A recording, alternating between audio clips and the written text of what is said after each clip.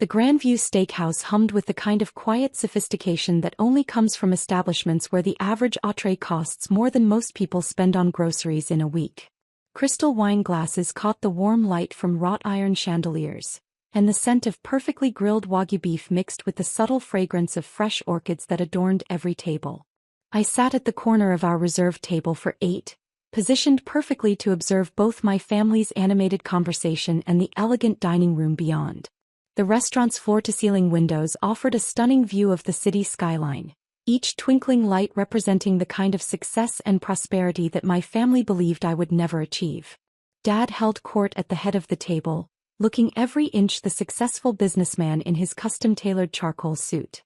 At 58, Roberto Martinez still commanded respect in the construction industry, his weathered hands and confident demeanor telling the story of a man who had built his empire from nothing. Tonight, surrounded by his closest family and friends, he was in his element. 35 years in construction, he was saying, gesturing with his glass of aged bourbon, and I can tell you that success isn't about luck or timing. It's about hard work, making the right connections, and understanding that in business, image is everything. My mother, Isabella, nodded approvingly from his right side, her emerald dress complementing the diamond necklace Dad had given her for their anniversary. At 54, she still turned heads when she entered a room, and her proud smile as she watched Dad hold forth was the expression of a woman who had never doubted her husband's ability to provide the lifestyle she deserved.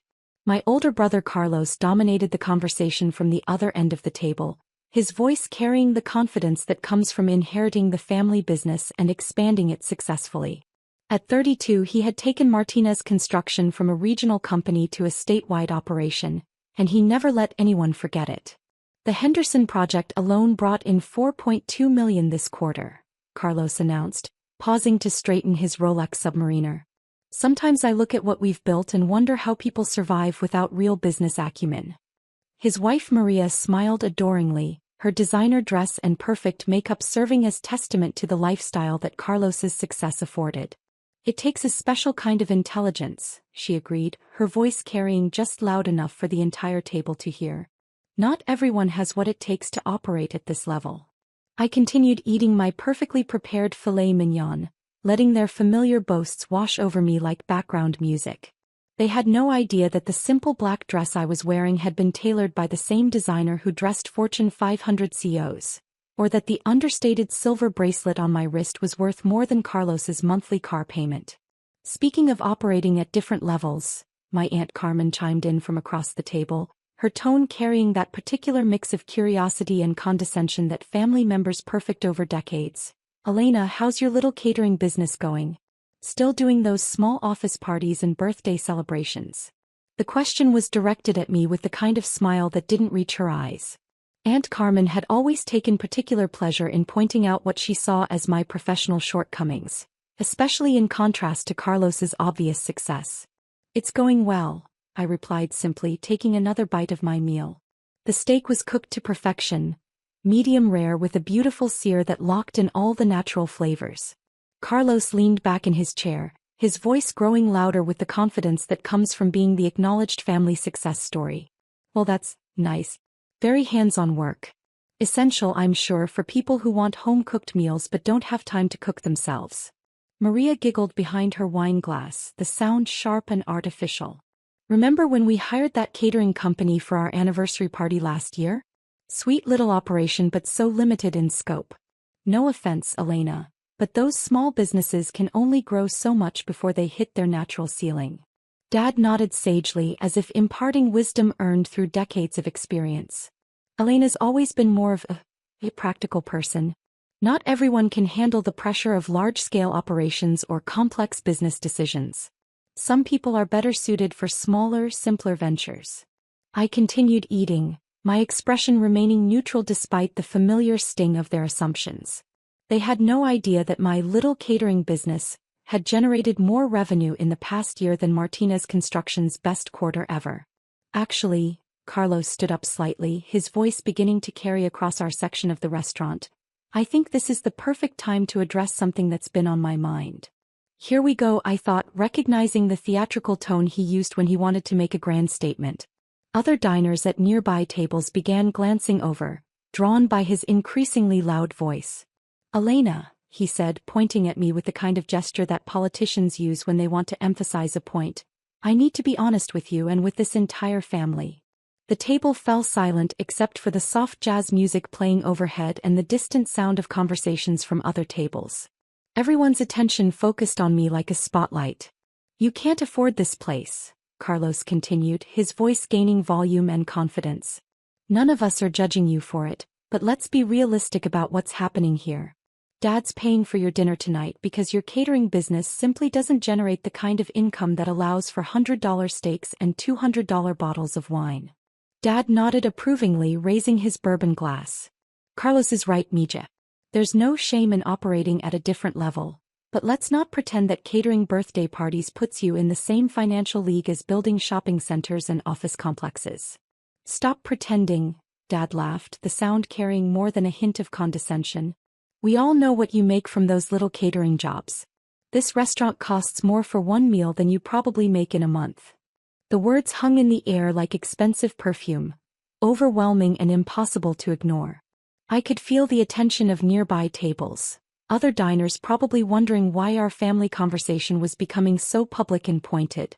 Carlos continued, apparently encouraged by Dad's support. "Look around this place, Elena. Look at the clientele, the prices, the level of service. This is where successful people eat. This is where business deals get made and real money changes hands. Your little catering business is fine for what it is, but let's not confuse playing house with running a real enterprise." The whole table joined in with nods and murmurs of agreement. Aunt Carmen smiled with satisfaction. Maria raised her wine glass as if toasting Carlos's harsh truth-telling. Mom reached over and patted my hand in what I assumed was meant to be a comforting gesture. "We love you anyway," Mom said softly, though her words carried clearly across the table. "Not everyone can be a high achiever. Some people are meant for simpler lives, and there's nothing wrong with that." That's when I noticed Roberto Castellanos, the restaurant's owner, approaching our table. He was a distinguished man in his early 60s, impeccably dressed in a dark suit that spoke of quiet confidence and substantial wealth. I had been expecting him to stop by. After all, I had called ahead to let him know I would be dining here tonight. "Excuse me," Roberto said politely, his voice carrying the cultured accent of someone educated in the finest business schools. "I don't mean to interrupt your family celebration, but I wanted to personally welcome one of our most valued partners." The table looked up at him with the kind of attention that successful people always commanded in restaurants like this. Dad straightened in his chair, probably assuming that Roberto was referring to him or Carlos. "Ms. Martinez," Roberto continued, turning directly toward me with a warm smile, "welcome to your newest location. I wanted to personally thank you for choosing to add Grandview Steakhouse to the Castellanos Restaurant Group. The acquisition paperwork was finalized this afternoon, and I'm honored that you've decided to keep me on as general manager." The silence that followed was so complete that I could hear the soft clinking of silverware from other tables, the distant hum of the air conditioning system, the barely audible jazz music that had been playing in the background all evening. Dad's fork dropped from his hand, clattering against his plate with a sound like a gunshot in the sudden quiet. Carlos's mouth fell open mid-chew. Maria's wine glass froze halfway to her lips. Mom's hand went limp on top of mine.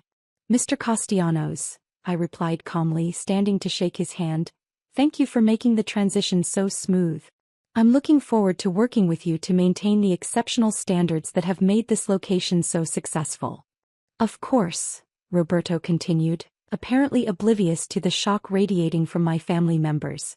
"The other 7 locations in the chain are excited to welcome Grandview into the Martinez hospitality portfolio. I understand you're planning to standardize some of the operations across all properties." 7 locations? Dad whispered, his voice barely audible. 8 now with Grandview, I corrected gently. The Martinez Hospitality Group owns and operates fine dining establishments across 3 states. We specialize in acquiring established restaurants with strong local reputations and helping them expand their reach while maintaining their unique character. Roberto beamed with professional pride. Ms. Martinez built her empire from a single catering truck to a $47 million restaurant empire in just 8 years. Quite remarkable, really. The industry publications are calling it one of the most impressive bootstrap success stories in the hospitality sector. Carlos was staring at me like I was a complete stranger. $47 million? Conservative estimate, Roberto replied helpfully. The portfolio's actual value is closer to $60 million when you factor in the real estate holdings and the catering operation. Martinez Hospitality caters for Fortune 500 companies, major sports teams and celebrity events. They're booked solid for the next 18 months. I smiled at my family's stunned expressions. The little catering business you've been dismissing is actually the foundation of everything else. When you start with food trucks and work your way up to exclusive corporate contracts, you learn every aspect of the business from the ground up. Maria found her voice first, though it came out as barely more than a squeak. But you drive a 10-year-old Honda. I drive a reliable vehicle that gets excellent gas mileage and doesn't draw unnecessary attention, I replied. Real success doesn't need to announce itself with flashy cars or designer logos. It speaks for itself. Roberto nodded approvingly. Ms. Martinez is known in the industry for her understated approach. She focuses on building sustainable businesses rather than creating impressive facades. Very smart strategy. Dad finally managed to close his mouth, though his eyes remained wide with shock. Elena, why didn't you ever tell us about any of this? Why did you let us think that I was a failure? I finished gently. Because every time I tried to share something about my business, you interrupted me to explain how real businesses operated. When I bought my first restaurant, you told me I was wasting my money. When I expanded to the second location, you said I was growing too fast and would lose everything. After a while, I stopped trying to prove myself to people who had already decided what I was capable of. Roberto glanced around the table, clearly sensing the family tension but maintaining his professional demeanor.